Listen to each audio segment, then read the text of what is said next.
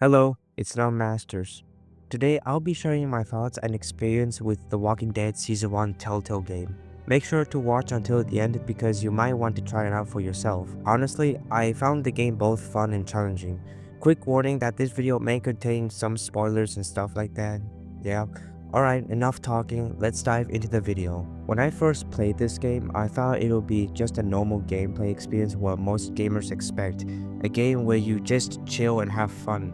It's easy to mistake some games for being just games where you don't learn anything beyond playing, but as I played, I realized this game was different.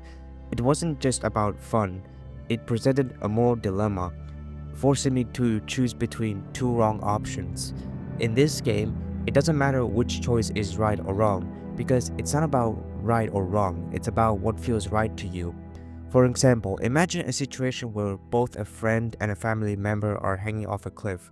Who would you save? Some people might choose their loved one, while others might save their friend.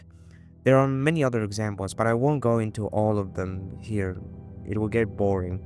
You get the idea.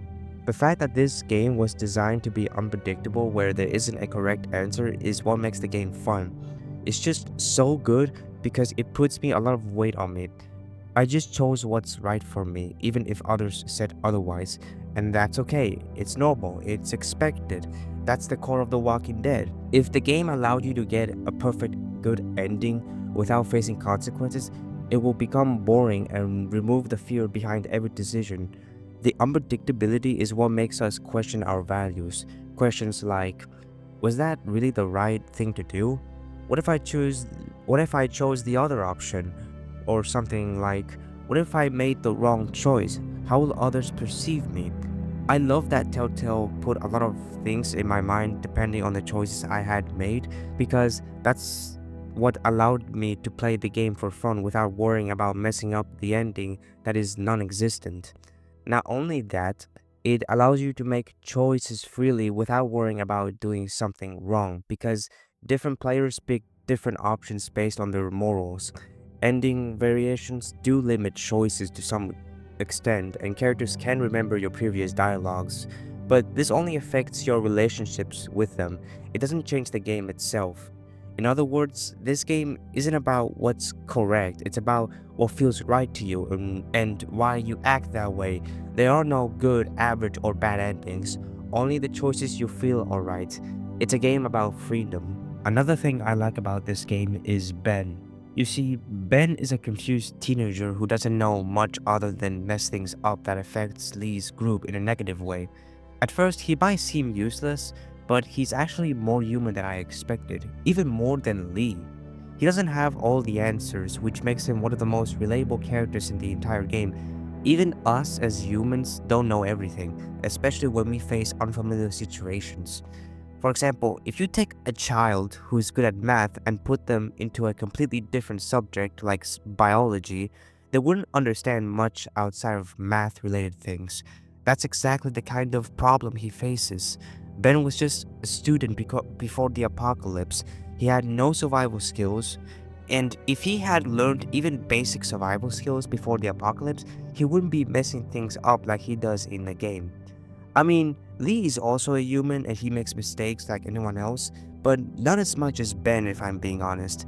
It's kind of weird of how he can survive in dangerous situations with minimal survival skills, but it could be possible that it came to him naturally or he learned them from being a professor. I don't know honestly, so I think some of you might know how. In my opinion, Ben is one of the most relatable characters in the game, but some people might mean the opposite of what he's relatable at, like his personality, his fears, and something like that. Comment down below what do you think he's relatable at. Finally, another thing I like about this game is the scene where Doug gets bitten. I swear, this is the saddest scene I've ever seen. It was so heartbreaking that I even cried a little, especially because of the soundtrack. Seeing a child get bitten in this apocalyptic world is one of the most devastating moments imaginable. I mean, he is annoying and stuff like that, but some players like me still care about this little guy. But yeah, being bitten can be inevitable sometimes. I chose to shoot Doc because I didn't want him to reanimate and become a monster, even if it seems cruel. What I didn't expect in episode 3 was Katja taking her own life for Doug being bit, because normally for me, parents should grieve and then move on, just like Kenny does when he sees his son either being shot or left behind, depending on your choice. It was also sad that Katja had to go, but I guess her reasons were valid. She does love his son more than life itself. There are some parents that cannot live their life properly without their children. I can't really blame her. Maybe it can be a good thing because in this world, passion is rarely prioritized compared to survival. Everything around her was about survival. It's not the same. Anyways, that's the entire video. I hope my explanations made sense and felt reasonable.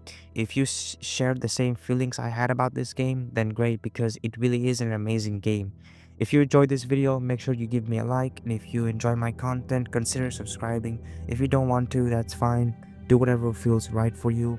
Have a great day, evening, or night, and I'll see you in the next video. Peace.